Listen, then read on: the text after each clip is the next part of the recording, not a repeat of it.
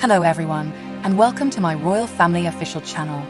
I hope everyone is having a wonderful day. Before we begin, please hit the subscribe button and give this video a thumbs up. With republicanism inevitable, King Charles is losing support in the Commonwealth.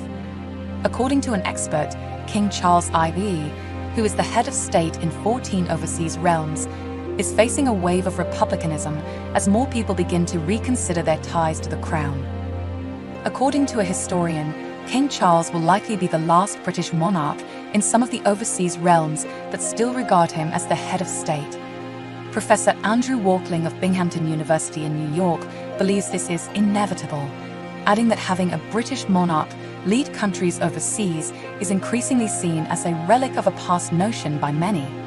It comes at a time when republicanism is on the rise in Australia, which recently decided to remove the king from its banknotes.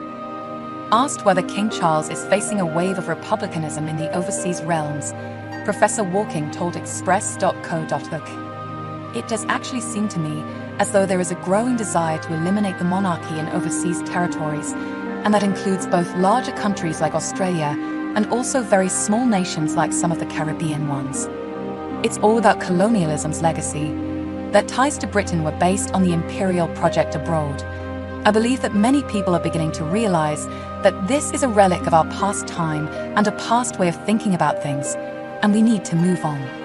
He stated that the decision to become republics would indicate that these countries are imagining a new future for themselves, rather than a desire to end a relationship with Britain that they still value. Many people would argue that the legacy of colonialism must be set aside, and thus having Charles II as King of Papua New Guinea is a bizarre concept, the expert continued. "In that regard, I believe that will continue to be the case, and that Charles will be the last king of many of these places before they become republics."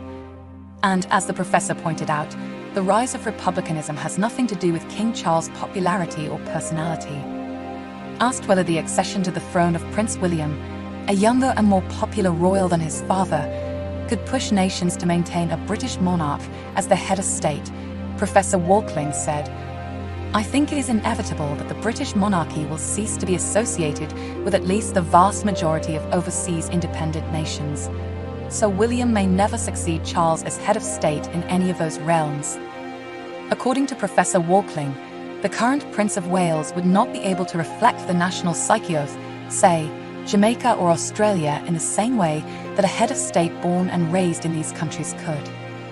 In the United Kingdom, on the other hand, the British monarch is critical for both national pride and national psyche, according to the expert.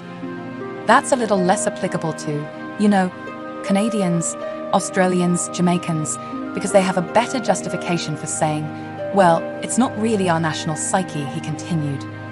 Australia, which held a monarchy referendum in 1999, in which the majority of voters decided to keep Queen Elizabeth II as head of state, is one of the overseas realms seen as leaning toward republicanism.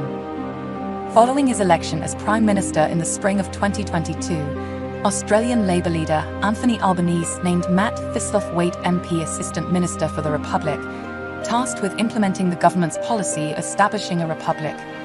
The national chair of the Australian Monarchist League, Philip Benwell, told Express.co.uk earlier this year that his organisation is already planning a referendum on the monarchy, which they believe the country's government will call as early as 2025.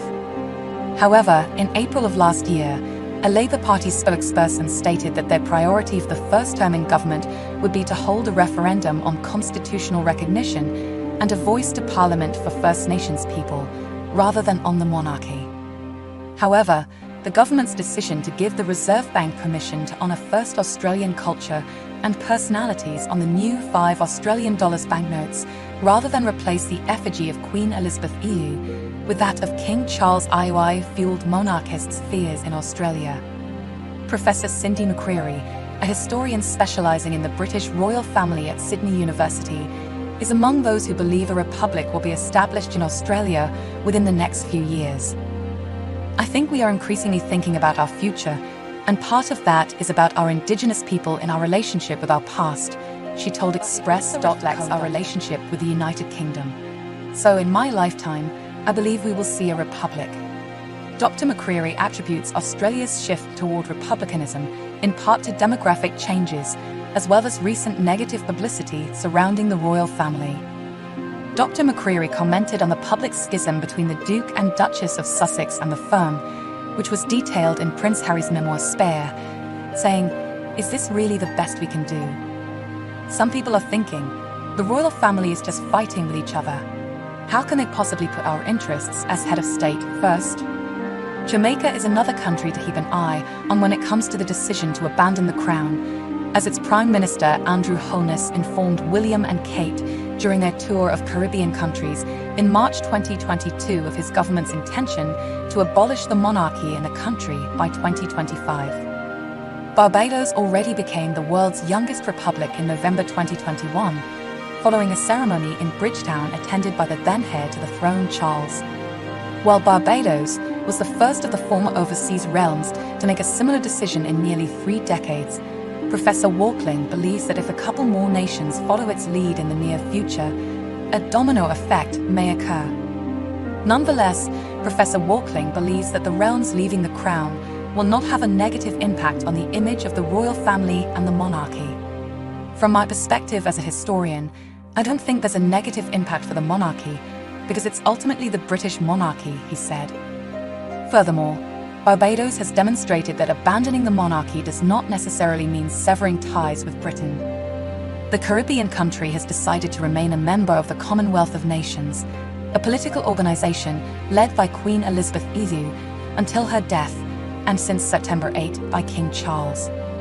Speaking further about the future of the monarchy, Professor Walkling theorized the UK crown has 2 very distinguished facets, the imperial monarchy and the national monarch, which he believes are 2 coexisting realities, both currently led by King Charles, with different reasons for existing, as well as 2 different potential fates.